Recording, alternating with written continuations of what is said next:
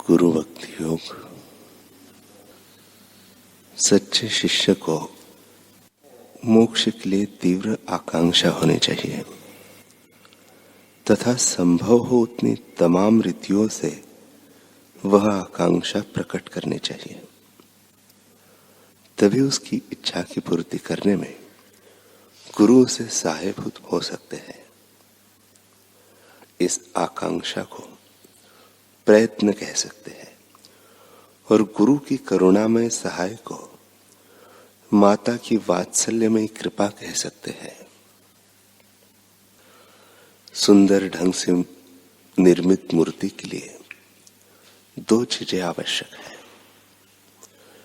एक है अखंड कमी रहित अच्छा संगमरमर का टुकड़ा और दूसरी चीज है कुशल शिल्पी। संगमरमर का टुकड़ा शिल्पी के हाथ में रहना अनिवार्य है, जिससे छेनी के द्वारा उसे कुरेद कर सुंदर मूर्ति बनाई जा सके।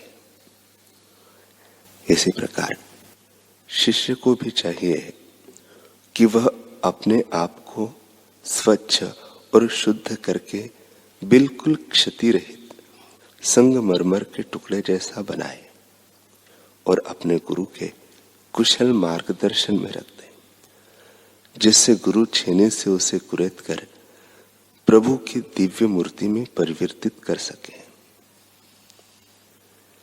जैसे सूर्योदय होते ही तमाम अंधकार का तुरंत नाश हो जाता है, वैसे ही गुरु कृपा उतरते ही शिष्य के मन में आवरण और अविद्या का तुरंत नाश हो जाता है।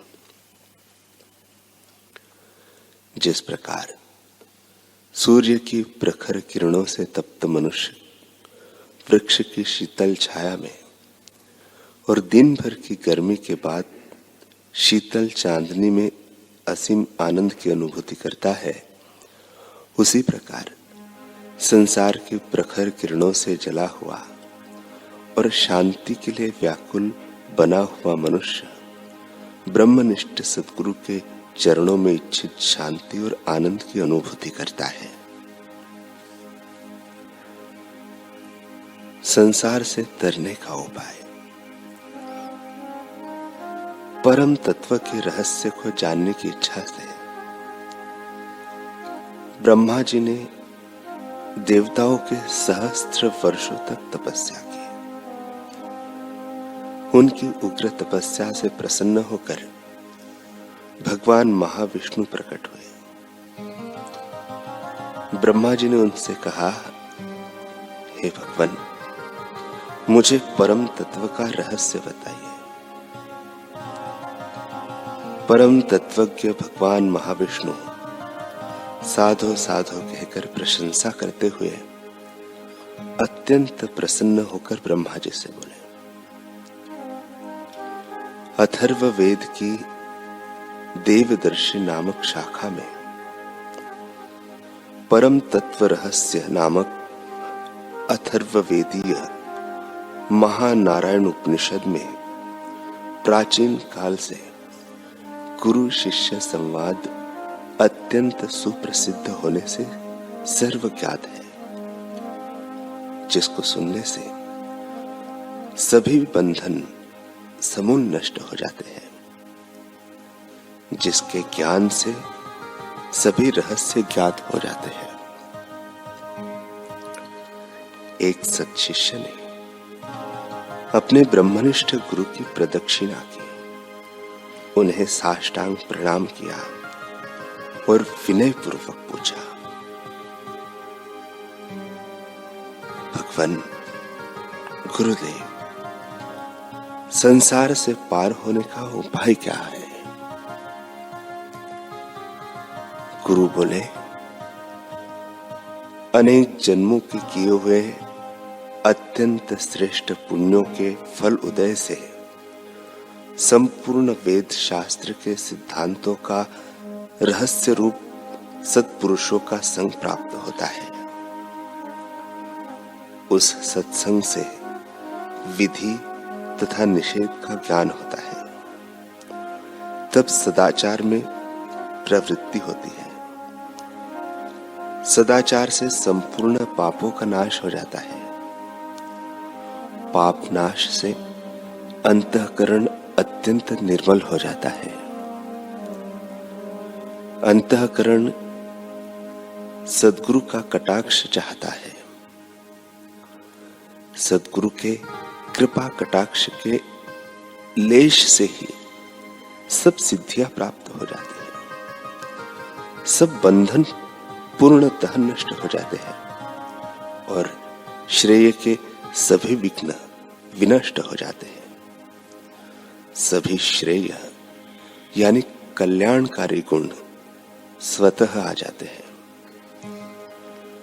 जैसे जन्मांध को रूप का ज्ञान नहीं होता, उसी प्रकार गुरु के उपदेश के बिना करोड़ों कल्पों में भी तत्व ज्ञान नहीं होता। सद्गुरु के कृपा कटाक्ष के लेश से अविलंब ही तत्व ज्ञान हो जाता है। जब सद्गुरु का कृपा कटाक्ष होता है, तब भगवान की कथा सुनने एवं ध्यान आदि करने में श्रद्धा उत्पन्न होती है। उससे हृदय में स्थित दुर्वासना की अनादि ग्रंथि का विनाश हो जाता है। तब हृदय में स्थित संपूर्ण कामनाएं विनष्ट हो जाती है। हृदय कमल की कर्णिका में परमात्मा आविर्भूत होते हैं। इससे भगवान विष्णु में अत्यंत दृढ़ भक्ति उत्पन्न होती है। तब विषयों के प्रति वैराग्य उदय होता है। वैराग्य से बुद्धि में तत्व ज्ञान प्रकट होता है।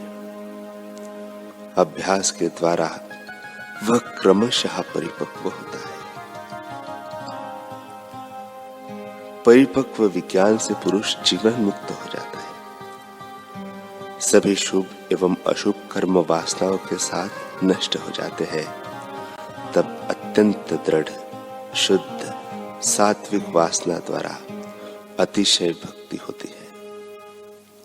अतिशय भक्ति से सर्वमय नारायण सभी अवस्थाओं में प्रकाशित होते हैं। समस्त संसार नारायण में प्रतीत होता है।